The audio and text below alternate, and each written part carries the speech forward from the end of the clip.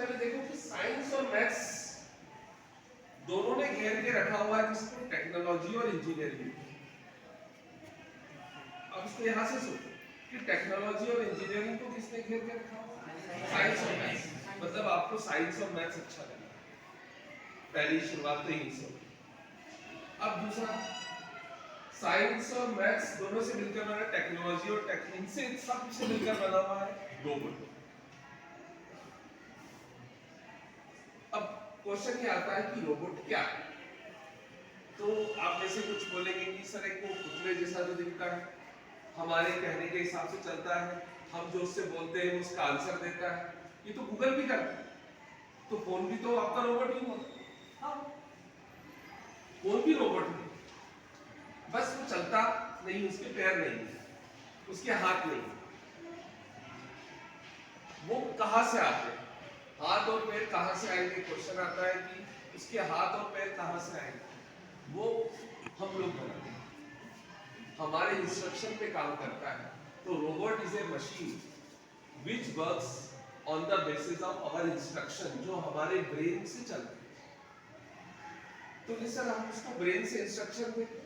हाँ, अभी ऐसा डेवलपमेंट चल रहा है इस दुनिया में कि हम बैठे बैठे जो सोचते जाएंगे वो सामने वाला करता जाए, चल रहा है। आप हो सकता है आप में से कुछ सभी वहां तक पहुंच पाए और उस चीज को डेवलप कर कि हम जो सोचते रहेंगे वो सामने वाली मशीन सोचेगी और काम करेगी। पर अभी पूरी तरह से डेवलप नहीं हुई, क्योंकि मशीन के पार्ट्स चलते चलते घिस जाते हैं। क्योंकि यहाँ पर जो वर्ड है इसमें बहुत सारी चीजें मिल जाती हैं। एक इंजीनियरिंग वर्ड है, इंजीनियरिंग वर्ड का मतलब ऐसा नहीं होता है कि सीधा गए और डेवलप कर दिया सारा, नहीं, इसको शुरुआत से सीखा है, इसका स्ट्रक्चर खड़ा किया है। क्योंकि मशीन के पार्ट चलेंगे, अब टायर है तो आप सभी गाड़ी चलाते हैं, तो गाड़ी चलाने के बाद टायर घिस जाते हैं, टायर फ्रिक्शन से टायर घिसते जाते तो इससे पार्ट्स भी घिसते जाएंगे। तो हमको इंजीनियरिंग ऐसी यूज करना है कि ऐसे पार्ट्स बनाए जो कम घिसे। साइकिल की टायर चेन है, वो भी फ्रिक्शन के कारण से कई बार टूट जाती है चलते चलते, कारण कहीं ना कहीं तो डिफेक्ट है। तो बस हमारी ये सोच यही है कि हमको इंजीनियरिंग भी अच्छे से करना है। पर जब स्टूडेंट जाता है कॉलेज में, यहाँ पर देखा है कॉलेज में जाने के बाद ये सारी चीजें उसको सिखाई जाती है। तो कई बार स्टूडेंट सीख पाते हैं और कई बार इतने बोर हो जाते हैं कि वो भी नहीं कर पाते और अच्छे इंजीनियर नहीं बन पाते। इसलिए एक क्वेश्चन बना हुआ है कि इंजीनियर को अच्छी नौकरी नहीं लगती, जॉब नहीं लगती, इंजीनियर बेरोजगार बैठे, कारण वो इतना डेवलप ही नहीं कर पाते अपनी इंजीनियरिंग, क्योंकि वो टेक्नोलॉजी नहीं सीख पाते। इसलिए हम लोग क्या कर रहे हैं, सर और मैंने मिलकर सोचा कि हाँ हम लोग स्टूडेंट्स को ये सब सिखाएं। तो सर ने कहा सर आप ही सिखाओ, जब आप ही बना रहे हो तो आप ही सिखाओ।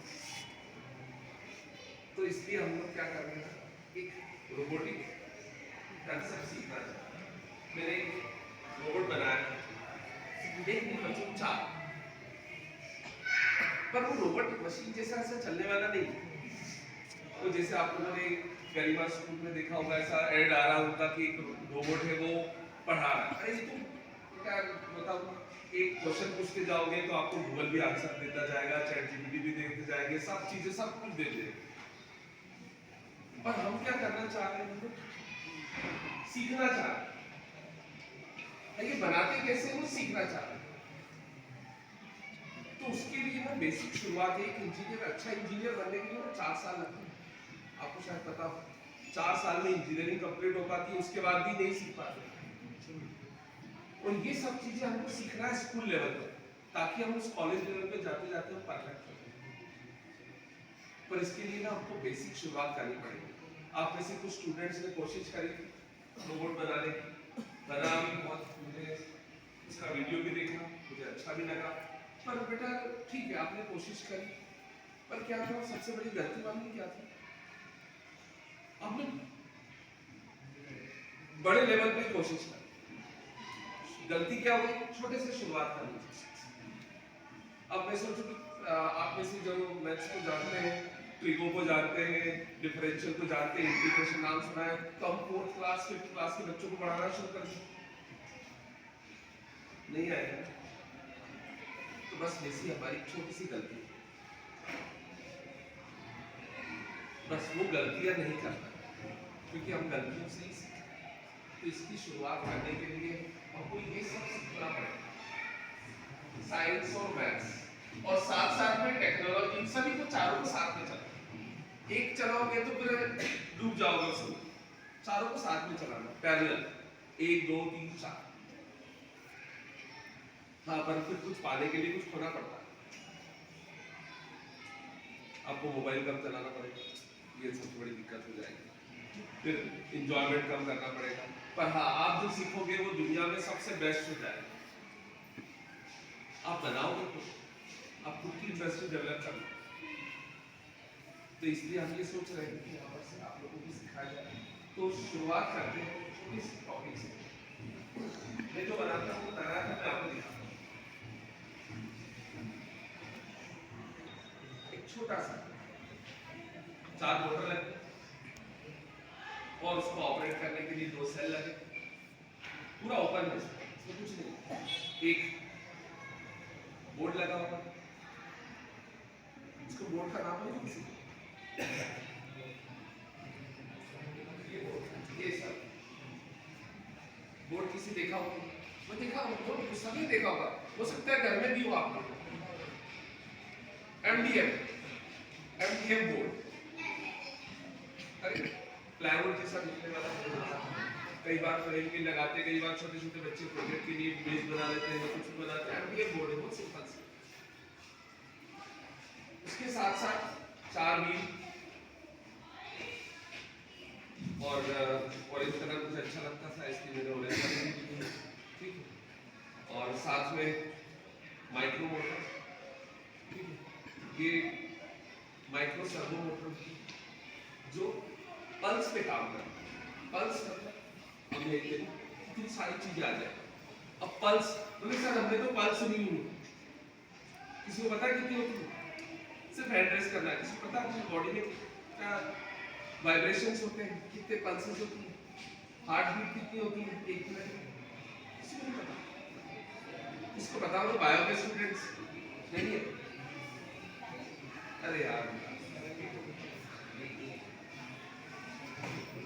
ऐसे आवाज आई, इसने बोला कुछ नहीं, 72 बोला इसने, उस आवाज आती है। तो क्योंकि आप लोग तो बोलते हैं ना, सुन लेता हूँ। ये pulse up and down, vibration, vibration मतलब वेव्स, ये क्या नाम है साइंस में चले। अब पल्स आ गया, अब पल्स आ गया तो एक 0 1 0 1 होता है, बाइनरी मान, बाइनरी कोड्स। कितनों को पता है बाइनरी कोड्स? अरे यार बेटा तो बहुत, क्योंकि इस ऑर्डिनो में तो यही काम करता है। ये जो मोटर है वो ब्लू कलर की जो दिख रही है, ये इसी काम करता है। इसको चला के बताऊंगा थोड़ी देर बाद, पहले आवश्यकता ही आविष्कार की जननी है। सभी को पढ़ा सुना, सर को बोले हम लिखवा देंगे।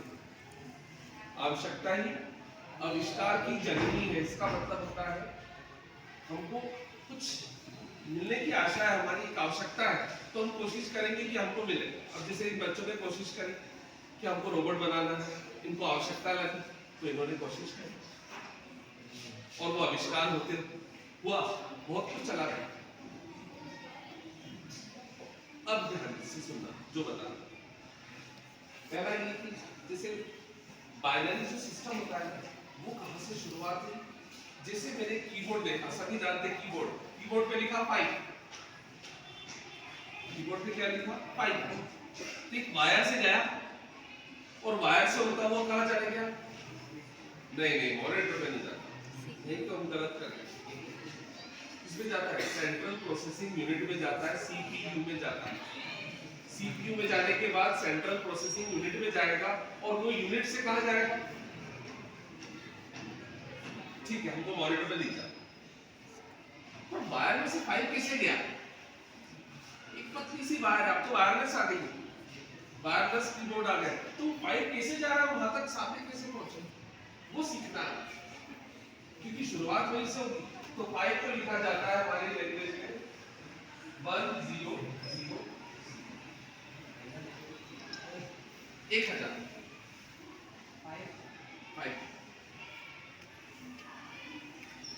और उसके साथ में क्या लगा देते हैं, हमको सीखना है इसलिए 2 लगा, 2 मतलब होता है बाइनरी, और ये 1000, तो वो पल्स चलाता है,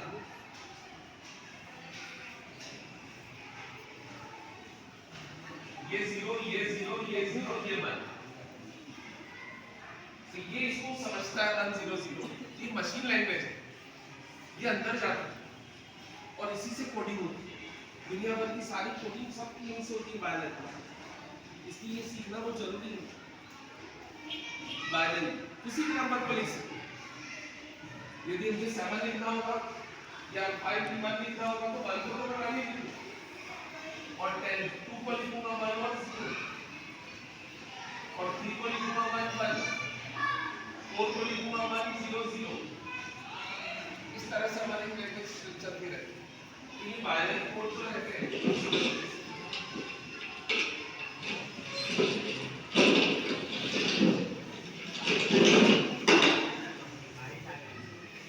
बारिश आ गई,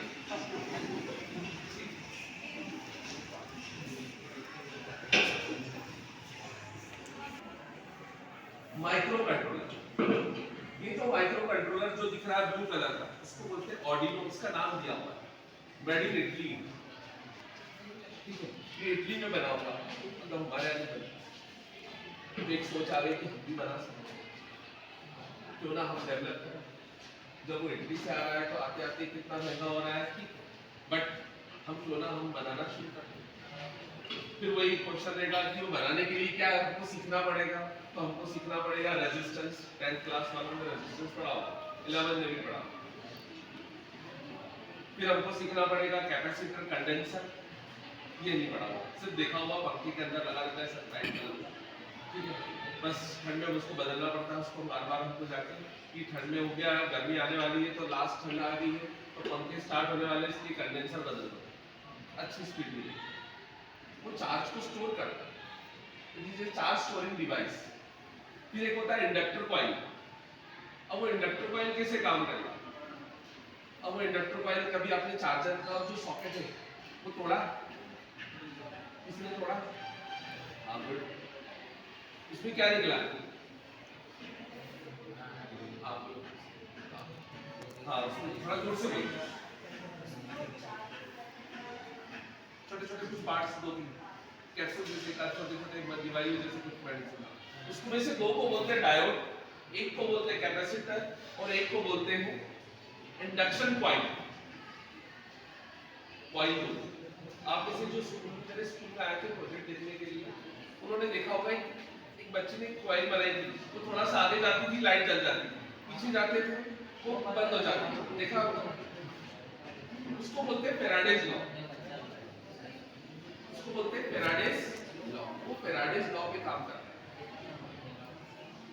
तो फैराडे लॉ क्या था, कुछ नहीं, बहुत साइंस का एक बहुत अच्छा कंसेप्ट है, एक कॉइल है, यहां पर समझ लो कि कॉइल है, इसमें करंट है, एक कॉइल में करंट नहीं था, तो उसके पास में लेके गए तो उसमें करंट आ गया, फिर दूसरे को बोले कैसे ट्रांसफर होगा, कई बार देखा होगा क्लास में कोई बातचीत चलती, एक हंसता है, दूसरा हंसता है, तीसरा हंसता है, चौथा हंसता है, पूरी क्लास हंसने लग जाती है, पता भी नहीं रहता काय के लिए हंस रहे, हम भी हंसने लग जाते हैं, अच्छा होता है। अब जैसे एक ने बोला बारिश हो गई, तो दूसरे वाले को थोड़ा सा अच्छा लगा, वो मुस्कुरा दिया, उसके बाद वाले को लगा थोड़ा और मुस्कुरा दिया, ऐसे करते करते करते क्या हुआ, सभी को धीरे धीरे अच्छा लगने लगा, तो सभी मुस्कुरा, इसी को बोलते हैं इंडक्शन इफेक्ट। ये